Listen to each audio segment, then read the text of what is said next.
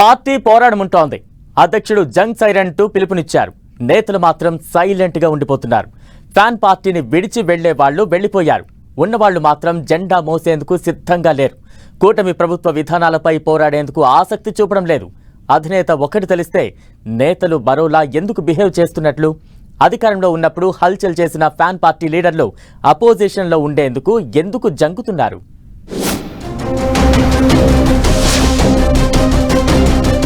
కొందరు జంప్, ఇంకొందరు silent.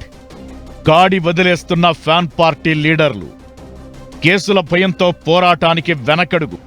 YCP నుంచి జంప్ అయ్యేవాళ్లు జంప్ అయ్యారు. పార్టీలో ఉన్న నేతలు మాత్రం జెండా మోసేందుకు ఆసక్తి చూపడం లేదట. పార్టీ మారేందుకు దారులు వెతుకుతున్నా కూటమి పార్టీలు జాయిన్ చేసుకునే పరిస్థితి లేదు. పోనీ వైసీపీలోనే ఉండి కూటమి ప్రభుత్వ విధానాలకు వ్యతిరేకంగా పోరాడుదామంటే తమను ఎక్కడ కార్నర్ చేస్తారో, ఏ కేసులో అరెస్టు చేస్తారో, ఏ స్కామ్ ని బయటకి తీస్తారో అని టెన్షన్ పడుతున్నారట ఫ్యాన్ పార్టీ లీడర్లు. ఎన్నికల్లో ఘోరమైన ఓటమి తరువాత మెల్లమెల్లగా కోలుకుంటోంది వైసీపీ. ఓ పక్క పార్టీలో నేతలు ఒక్కొక్కరుగా వెళ్లిపోతున్నా నిత్యం ప్రభుత్వ తప్పిదాలు ఎత్తిచూపుతూ ప్రజల్లోకి వెళ్లే ప్రయత్నం చేస్తోంది.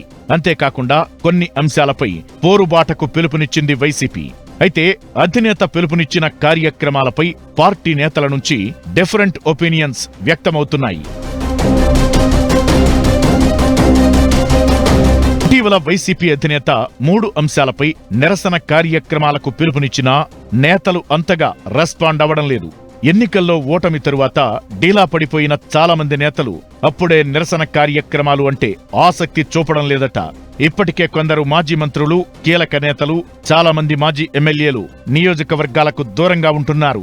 ఒకవైపు ఓటమి బాధ, మరోవైపు కేసుల భయంతో పార్టీ యాక్టివిటీస్ ను పెద్దగా పట్టించుకోవడం లేదట ఫ్యాన్ పార్టీ లీడర్లు. రైతు సమస్యలు, ధాన్యం కొనుగోలు, విద్యుత్ ఛార్జీల భారం, ఫీజు రియంబర్స్మెంట్ విడుదల వంటి అంశాలపై రాష్ట్ర వ్యాప్త నిరసనలకు పిలుపునిచ్చింది వైసీపీ అధిష్టానం.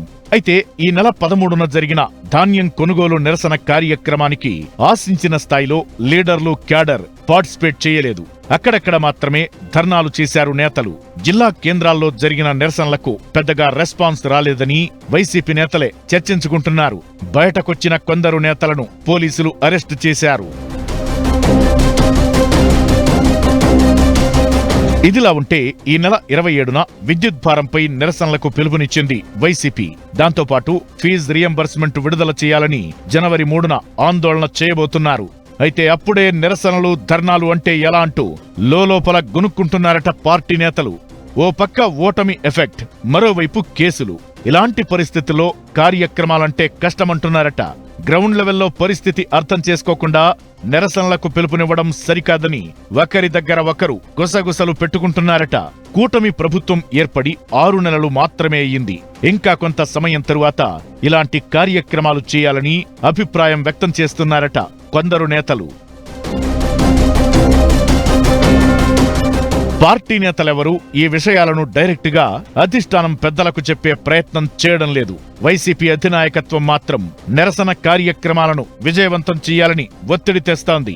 6 నెలలు సమయం చాలా ఎక్కువని, అంతేకాకుండా ప్రజలు ఈ 3 అంశాలపై ఇబ్బందులు పడుతున్నారని, అపోజిషన్ గా ఆందోళన, నిరసనలు చేస్తే ప్రభుత్వంలో కదలిక వస్తుందని చెబుతున్నారట అధిష్టానం పెద్దలు.